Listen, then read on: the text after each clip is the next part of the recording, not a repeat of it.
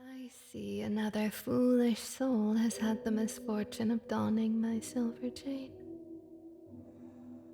Don't bother looking for me like that. You won't find me. I'm already inside your head.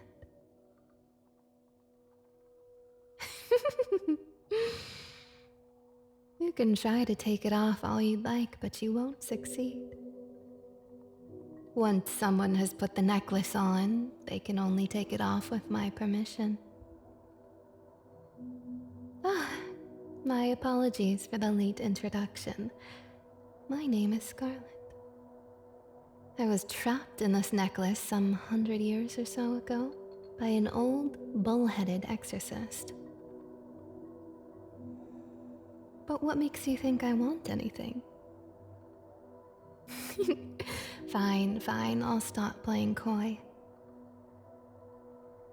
The price of one's freedom can be steep, however.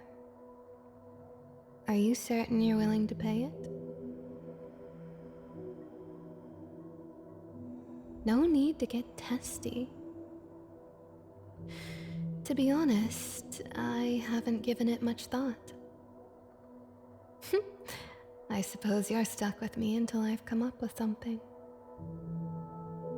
Oh, don't look so glum. I promise you, my company is not so... Oh, what is that awful noise? Your phone? What in the 9 hells is a phone? Oh, I see. I should have expected humans would invent such a device eventually, given how desperate they can be for one another's attention.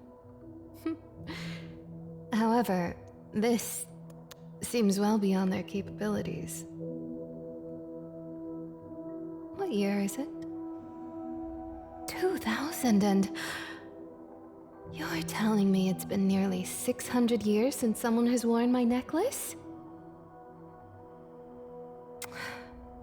Of course the shopkeeper didn't believe the necklace was that old. The exorcist was very thorough when he entrapped me within those chains. His spell ensured that my prison would never wear away. Insufferable toad. Complain all you want, but you'll never free yourself of your own volition. You could certainly try to find a priest or an exorcist who might be able to part this chain from your neck, but I wouldn't hold my breath. Even all those years ago, their power was already fading.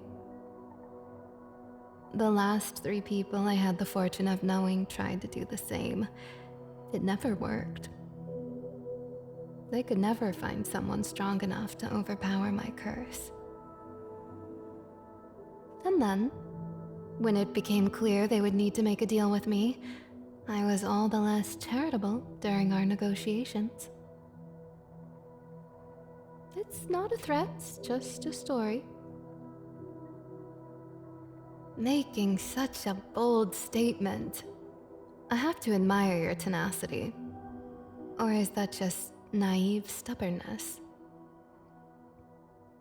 No, please, by all means, twist, cut, pull, do whatever you'd like to try and remove the necklace. This should be entertaining enough.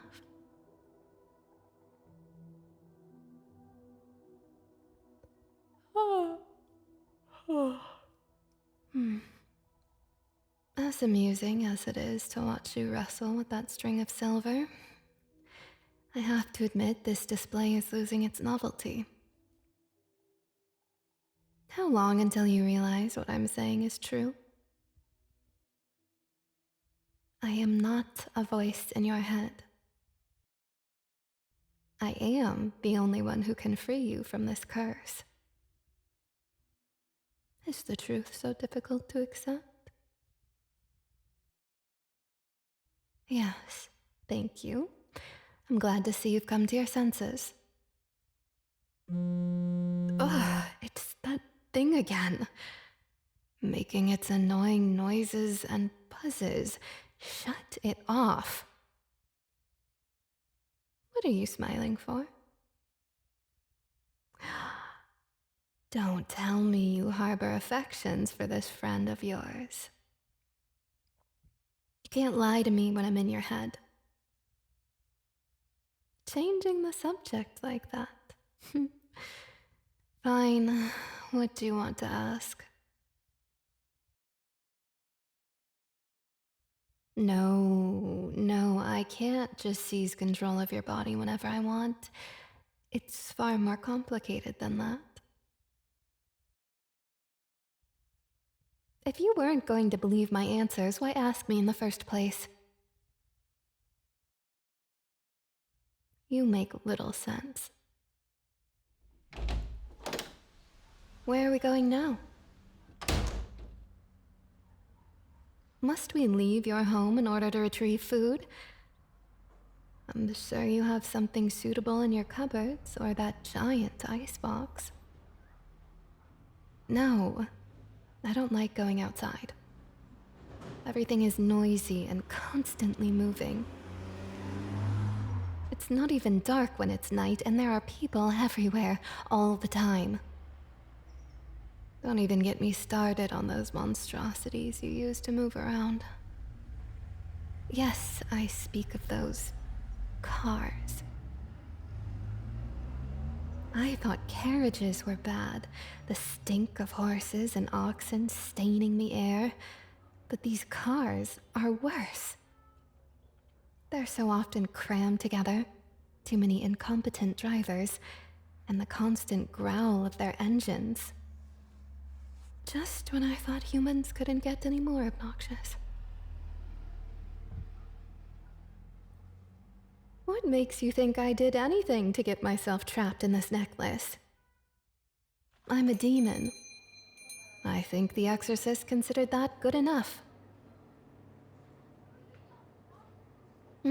I may be overly fond of this world, but that does not mean I enjoy being outcast from it for centuries at a time.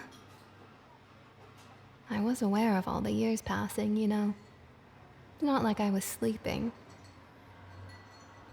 But when you're locked in a place like that, the centuries blur together. I can't believe 600 years has passed. Thank you. I don't think anyone's ever offered me sympathy before. You truly are unlike any human I've ever met. Again? Does this friend of yours have nothing better to do than pester us all day? A phone call. Fine.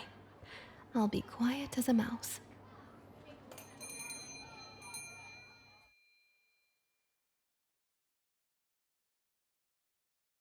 Yes?